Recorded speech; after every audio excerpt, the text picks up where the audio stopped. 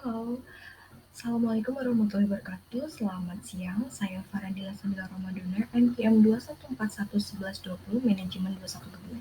Nah, video kali ini aku bakal membahas mengenai metodologi pengembangan sistem akuntansi. Nah, pengertian metodologi pengembangan sistem akuntansi sendiri ya ini serangkaian langkah yang harus serangkaian langkah yang harus melalui proses analisis, kemudian dikembangkan oleh sistem informasi. Oke, jadi di sini tuh adalah kita tuh serangkaian dulu nih, kemudian dianalisis. Setelah dianalisis, kita kembangkan melalui sistem informasi akuntansi seperti itu. Nah, ternyata di sini tuh ada 4 tahapan dalam metodologi pembahasan sistem akuntansi. Nah, tahapan yang pertama di sini ada analisis sistem. Nah, analisis sistem ini memiliki cabangnya seperti analisis pendahuluan, kemudian analisis penyusunan, ada usulan pelaksanaan analisis sistem, kemudian ada pelaksanaan analisis sistem, dan penyusunan laporan hasil analisis sistem. Nah, analisis sistem sendiri ini tuh sebenarnya langkah yang seperti apa sih? Jadi ada 3 langkah dalam analisis sistem. Yang pertama kita tuh akan mengidentifikasi sebuah masalah. Ya, kita akan mengidentifikasi sebuah masalah. Nah, setelah kita udah identifikasi masalah tersebut, kita tuh akan memahami kerja masalah tersebut apa. Gitu. Nah, setelah kita memahami kerja sistem masalah tersebut, nah baru deh kita menganalisis sistemnya gitu. Nah, analisis sistem itu kayak kita udah memahami kerja sistemnya, nah baru deh kita bisa menganalisis sistem secara lebih mendalam untuk menemukan solusi dari masalah tersebut gitu. Nah, itu tadi tuh cara kerja dari si analisis sistem. Nah, kemudian ada desain sistem. Desain sistem ini juga memiliki cabangnya seperti perancangan sistem, perancangan basis data, perancangan program, dan perancangan prosedur. Sebenarnya cara kerja dari desain sistem ini sendiri itu seperti apa sih? Nah, cara kerjanya itu adalah pertama dia merancang sebuah solusi. Nah, setelah tadi kan di analisis sistem kita tuh bakal menganalisis sistem yang udah ada ya untuk mencari sebuah solusi. Nah, di desain ini kita tuh akan merancang sebuah solusinya, solusi yang tepat dari permasalahan sistem akuntansi itu yang ada gitu. Nah, setelah kita merancang sebuah solusi, itu gunanya untuk mengatasi sebuah masalah ya tentunya. Kemudian langkah kedua dari desain sistem ini adalah membuat spesifikasi. Nah, setelah dirancang, itu kita buat spesifikasinya. Analisis sistem ini teknis sistem baru apa sih yang ingin dibuat gitu. Jadi setelah kita rancang, kita buat spesifikasinya untuk dibuat baru, untuk dirancang baru. Nah, kemudian bisa ada implementasi sistem. Nah, implementasi sistem ini juga memiliki cabangnya seperti pengujian sistem, konversi sistem, dan pelatihan pengguna. Sebenarnya cara kerja dari implementasi sistem sendiri ini seperti apa sih gitu kan? Nah, cara kerjanya itu di sini ada 3 tahap. Yang pertama kita tuh akan membangun sistem. Nah, setelah membangun sistem yang dimaksud itu adalah setelah kita spesifikasi, kita buat spesifikasi tadi di desain sistem. Di sini kita langsung membangun sistemnya. Jadi baru sistem itu dibangun gitu kan. Jadi itu ada langkah-langkah prosesnya gitu ya teman-teman. Nah, terus ada menguji coba sistem. Nah, kan tadi tuh di atas tadi itu kan kita membangun sistem ya, kita membuat sistem tersebut. Nah, langkah kedua ini kita uji coba sistem yang kita buat. Layak apa nggak digunakan, apa yang harus di cross check kembali, atau adakah yang perlu diperbaiki atau ditambah nih gitu.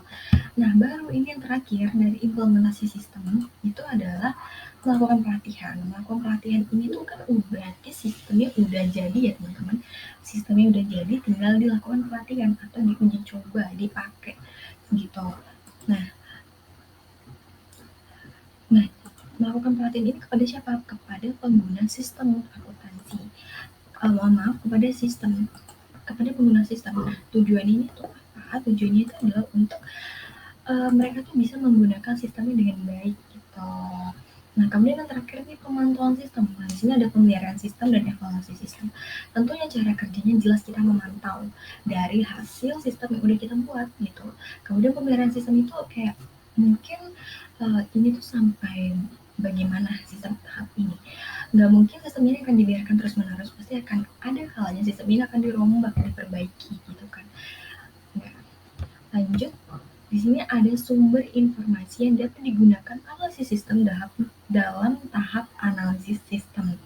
Nah, sumber ini ada 6. Ya, ada 6. Yang pertama itu ada manusia. Nah, kenapa manusia?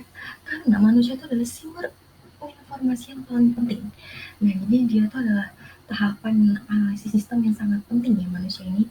Kayak kita tuh bisa mengumpulkan sumber itu tuh dari karyawan, dari manajer, atau manajemen di perusahaan tersebut dan pemilik perusahaan.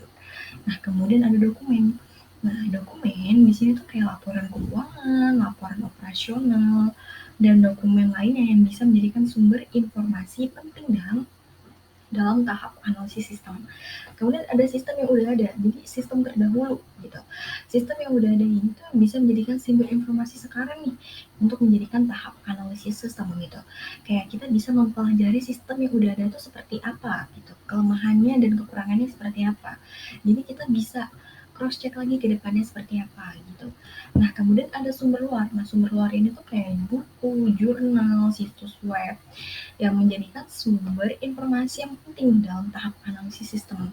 Nah, analisis sistem sendiri itu menggunakan sumber luar untuk kita tuh memperoleh informasi luar yang lebih luas lagi.